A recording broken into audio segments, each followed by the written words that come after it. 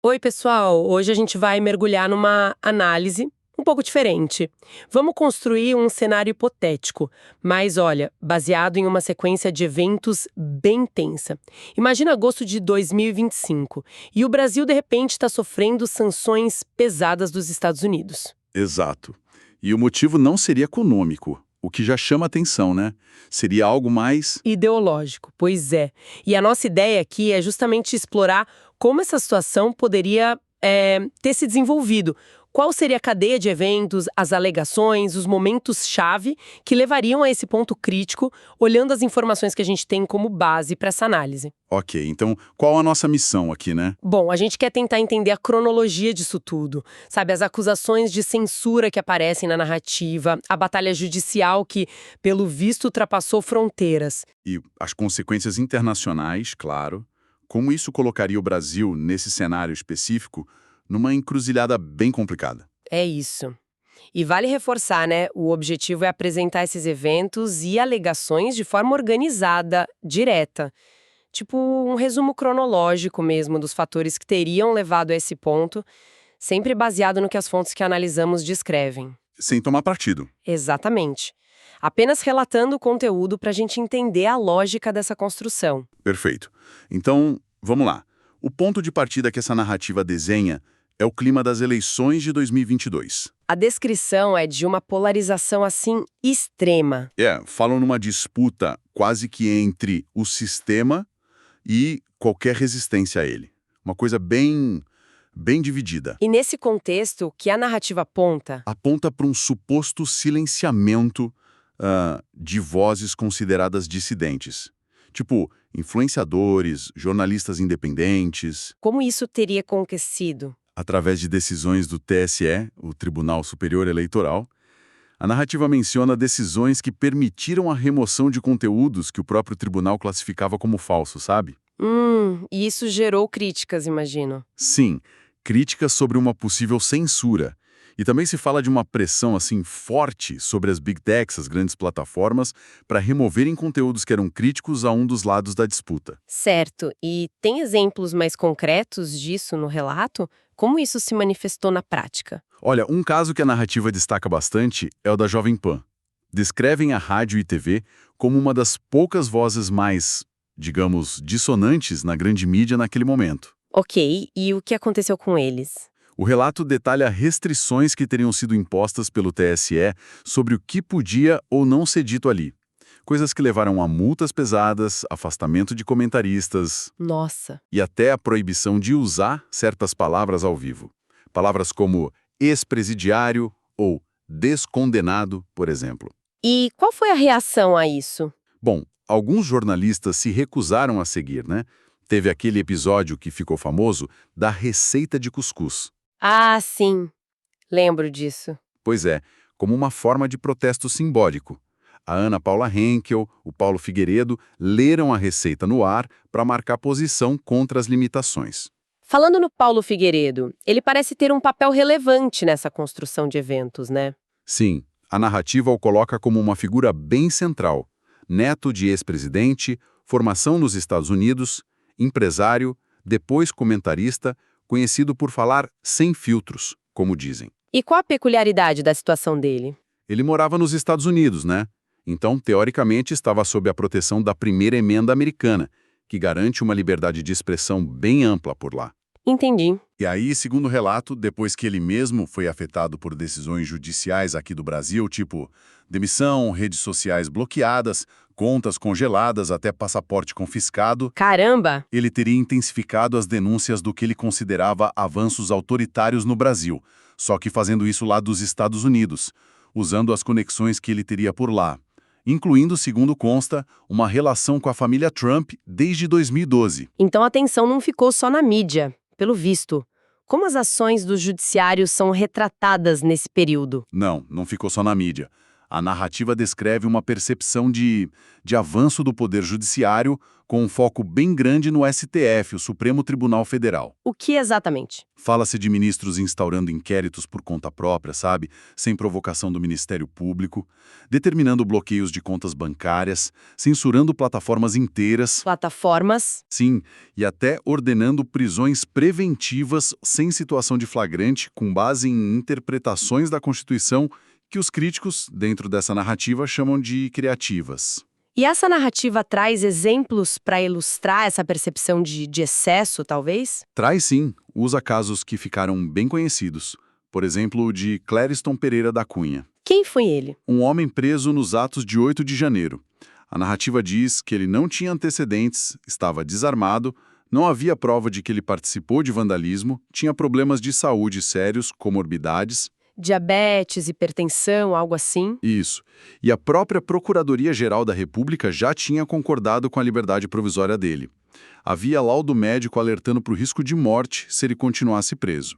E o que aconteceu? Ele morreu na Papuda, na prisão, depois de um mal súbito. O caso dele, segundo o relato, estava com o ministro Alexandre de Moraes e não tinha sido analisado ainda.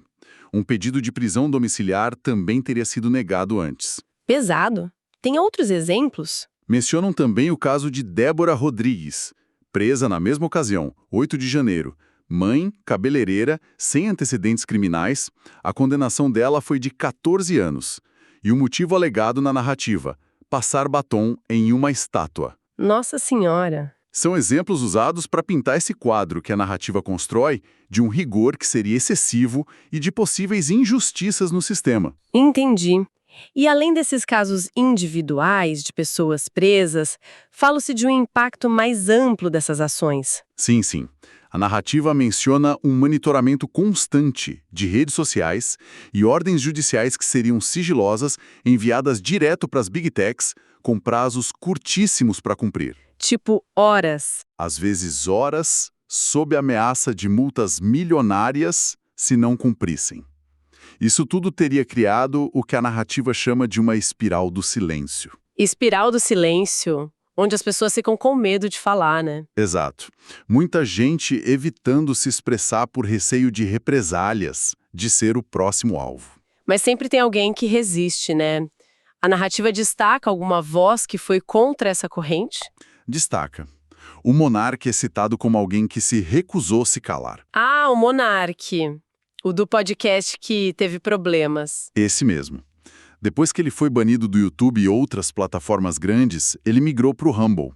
É um site alternativo que se promove como uma promessa de maior liberdade de expressão. E lá, ele continuou. Sim, lá ele teria ganhado bastante destaque de novo, com entrevistas que ele chamava de sem filtro e um ativismo bem vocal contra o que ele percebia como repressão.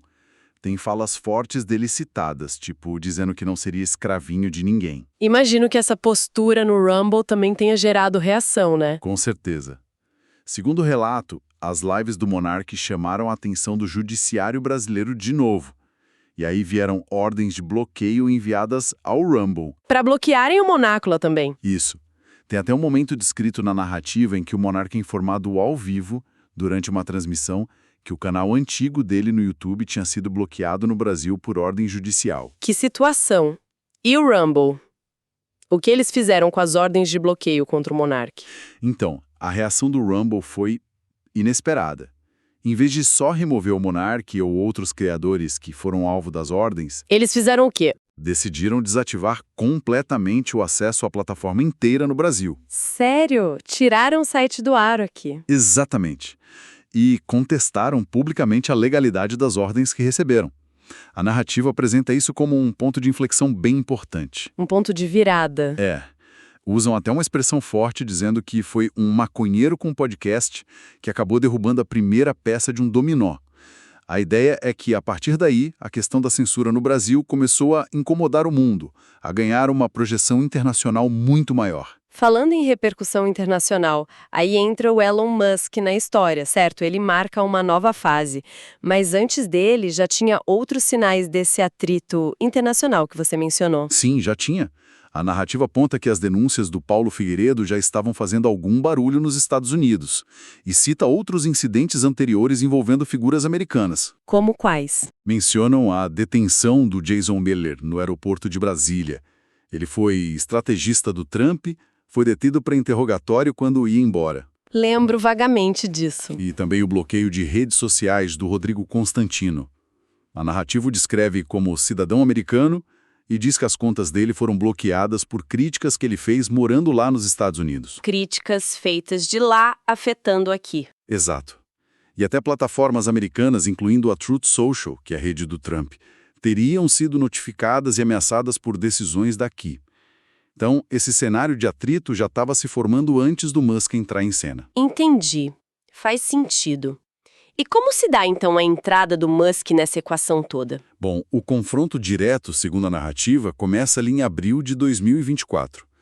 O Elon Musk, que tinha comprado o Twitter e renomeado para X, né? Sim. Ele vai lá e questiona publicamente o ministro Alexandre de Moraes. Pergunta no próprio X, por que tanta censura no Brasil? Direto, assim. Direto. E a partir daí a coisa escala muito rápido. A troca de acusações vira quase uma briga pública. O Musk começa a chamar o Moraes de ditador, de criminoso, de censor, pede a renúncia ou o impeachment dele. Uau! E mais, declara que ia remover as restrições que o STF tinha imposto a certos usuários do X aqui no Brasil. Chegou a dizer que princípios importam mais do que lucro, mesmo que isso significasse perder receita no país. Uma declaração de guerra, praticamente. Qual foi a reação descrita do lado brasileiro, do ministro Moraes? Imediata e dura, segundo o relato. O ministro Moraes abre uma investigação contra o Musk por obstrução de justiça e incitação ao crime. Incluiu ele no inquérito? Exato. Incluiu o Musk do já famoso inquérito das milícias digitais. Além disso, impôs uma multa diária bem alta, tipo R$100 mil, por cada perfil que o X reativasse contra as ordens dele. E o X como plataforma? O que eles fizeram diante disso? Obedeceram?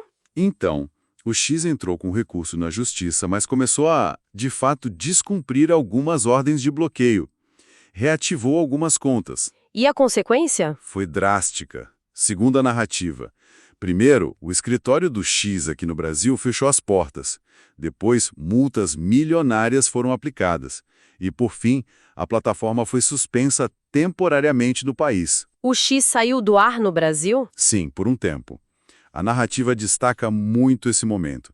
Diz que foi a primeira vez que uma rede social global era derrubada de um país até então considerado democrático. Realmente seria um marco. E a tensão, olha, atinge um pico ainda maior, segundo o relato, quando Moraes ordena o congelamento de ativos financeiros da Starlink no Brasil. Starlink, a empresa de internet via satélite do Musk.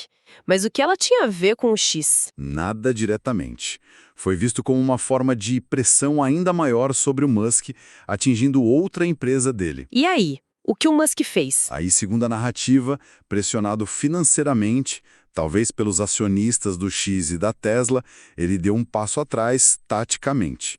Pagou as multas que estavam acumuladas, nomeou um representante legal para o X aqui no Brasil. Recuou. Recuou, mas não sem antes deixar uma promessa, quase uma ameaça velada. A narrativa cita uma frase dele direcionada ao ministro.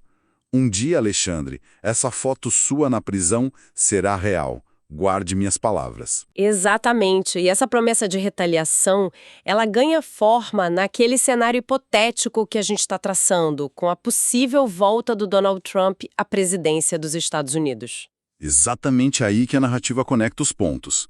Descreve o Musk se envolvendo mais ativamente na campanha do Trump e, com a vitória dele, sendo nomeado para chefiar um novo departamento no governo americano. Que departamento? Um tal de Departamento de Eficiência Governamental, o DoD, com a missão principal de cortar gastos públicos. Ok, um cargo focado em eficiência, mas qual a ligação disso com o Brasil? A ligação viria de uma suposta descoberta feita por esse departamento do Musk.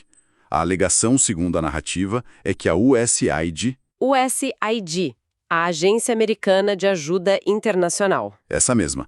A alegação é que a USAID estaria financiando, com dinheiro público americano, uma rede global de ONGs e organizações alinhadas a certas pautas ideológicas específicas. E onde o Brasil entra nisso? A parte que seria explosiva para a situação brasileira é a afirmação, dentro dessa narrativa, de que parte desse dinheiro da USAID teria financiado a própria estrutura de combate à desinformação do inquérito das fake news aqui no Brasil. Como assim? A alegação é que teria financiado cooperação técnica com o TSE, desenvolvimento de software de monitoramento de redes e até mesmo algumas daquelas agências de checagem de fatos que atuaram muito na época das eleições. Tudo isso, supostamente, com dinheiro de imposto americano. Caramba, isso é? Uma acusação gravíssima, sem dúvida. E a narrativa conecta isso a uma declaração anterior do Mike Pompeo, ex-secretário de Estado do Trump, que já tinha acusado a USAID de interferir na política brasileira em 2022. Entendi. Então essa descoberta seria a justificativa para uma ação mais dura. Seria o estopim dentro dessa lógica narrativa. Isso é ligado a uma ação judicial que o Rumble e a empresa do Trump teriam movido em fevereiro de 2025 contra o ministro Alexandre de Moraes lá nos Estados Unidos. Rumble e a empresa do Trump juntos contra o Moraes? Exato.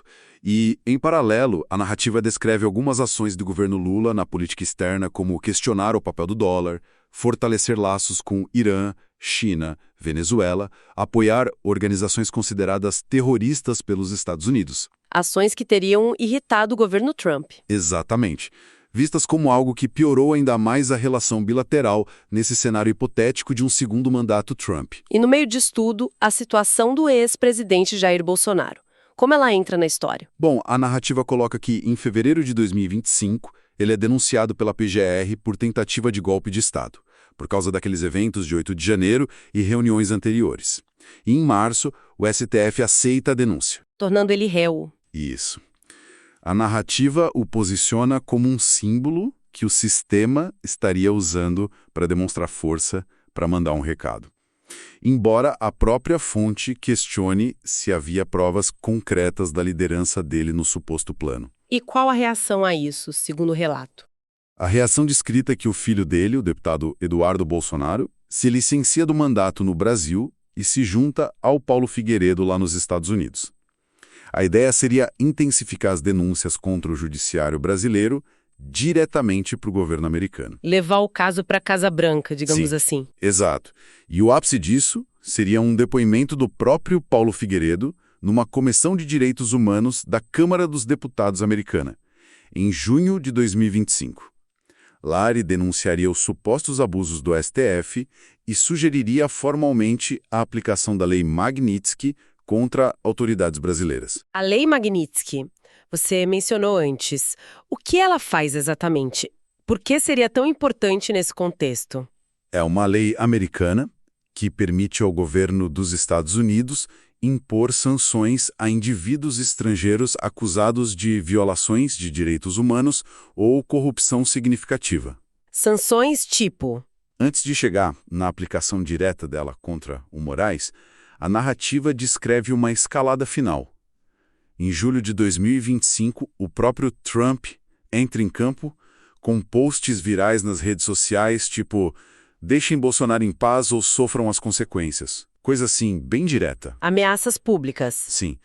E logo depois viria o anúncio oficial de uma tarifa de 50% sobre todos os produtos brasileiros exportados para os Estados Unidos. Uma retaliação claramente política, não econômica. 50%, isso quebraria muitas empresas aqui. Seria devastador. E junto com isso, a cassação dos vistos diplomáticos de ministros do STF, impedindo eles de viajarem para os Estados Unidos. E aí sim, a Lei Magnitsky. Aí sim. O clímax dessa narrativa construída é 30 de julho de 2025. Nesse dia, o ministro Alexandre de Moraes entraria oficialmente na lista de sancionados da Lei Global Magnitsky. E o que isso significa na prática para a pessoa sancionada? A narrativa descreve como uma pena de morte financeira. É muito pesado. A lei basicamente congela todos os bens e ativos que a pessoa tem em dólares ou em jurisdição americana. Tudo bloqueado. Tudo. E mais importante, Proíbe qualquer entidade do sistema financeiro internacional, bancos, operadores de cartão de crédito, seguradoras, até companhias aéreas, redes de hotéis, empresas de tecnologia como Google, Apple, de prestar qualquer tipo de serviço para a pessoa sancionada. Nossa, é um isolamento total. Total. E a característica crucial, que a narrativa ressalta muito, é que essa sanção pode se espalhar. Eles usam a metáfora de um vírus. Como assim se espalhar? Quem fizer negócios com a pessoa sancionada pela Lei Magnitsky corre o risco de sofrer as chamadas sanções secundárias. Ou seja, o banco brasileiro, a empresa brasileira, que continuar prestando serviço para o Moraes, nesse exemplo, poderia ser sancionada também pelo Tesouro Americano. Entendi. É um efeito dominó financeiro. Exatamente. Um risco enorme para qualquer um que se relacionar com o sancionado. Um cenário realmente devastador para quem é atingido. E para o país? Para o Brasil, nesse cenário hipotético, qual o dilema que isso imporia, segundo essa visão? A narrativa coloca o que chama de o sistema brasileiro, judiciário, parte da classe política, talvez econômica, diante de uma escolha muito drástica. Basicamente, duas opções. Quais seriam? Opção 1, isolar o alvo da sanção. No caso, o Moraes. Tipo, encontrar uma forma de expurgá-lo do sistema para tentar salvar o resto. Talvez uma anistia para os presos políticos que a narrativa menciona, uma aposentadoria forçada para ele, um processo de impeachment acelerado, algo que sinalizasse para os Estados Unidos que o problema foi resolvido. E a opção 2? Opção 2, blindar o Moraes. Bater o pé, dizer que a sanção é ilegal, talvez até tentar criminalizar quem cumprisse a ordem da Lei Magnitsky aqui dentro do Brasil, defender a soberania nacional, esse tipo de discurso. E quais seriam as consequências de escolher essa segunda opção? A de confrontar a sanção e blindar o ministro. Na análise apresentada, seriam gravíssimas para o país como um todo. Os bancos brasileiros ficariam num dilema impossível. Obedecem à ordem do STF, para não bloquear o ministro, ou obedecem à ordem do Tesouro Americano para não serem eles mesmos sancionados. Uma sinuca de bico. Total. Se eles obedecessem ao STF e desafiassem os US, o governo americano poderia pressionar para desconectar esses bancos do sistema SWIFT. SWIFT? Aquele sistema de comunicação para transferências internacionais. Exato. Essencial para o comércio exterior, para tudo. Perder o acesso ao SWIFT significaria um travamento quase completo da economia brasileira. Um isolamento financeiro brutal. O dólar dispararia absurdamente. Seria um colapso em câmera lenta, como a narrativa descreve. Terrível. E qual seria o objetivo final do Trump com essa pressão toda nessa interpretação? O objetivo não seria necessariamente derrubar o governo brasileiro inteiro, mas sim isolar a figura vista como o principal obstáculo, o Moraes, para forçar uma mudança de rumo no país, um realinhamento. Entendi. A narrativa parece bem cética sobre a chance da classe política brasileira escolher o que ele considera o caminho certo nesse cenário, né? Sim, transparece um ceticismo grande. E até termina com sugestões bem práticas, individuais de proteção patrimonial.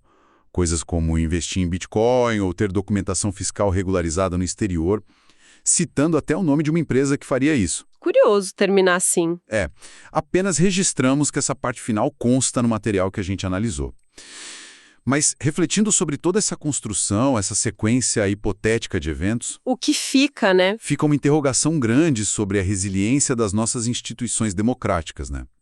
Como elas reagem ou como poderiam reagir quando são colocadas sob uma tensão interna tão forte, uma polarização tão grande, e, ao mesmo tempo, sofrem pressões externas tão poderosas como essas que foram descritas aqui. É uma pergunta complexa. E onde fica a linha tênue, entre a defesa legítima da ordem, da Constituição, e o risco de um autoritarismo que pode ir crescendo justamente nesses tempos de tanta divisão, tanta briga.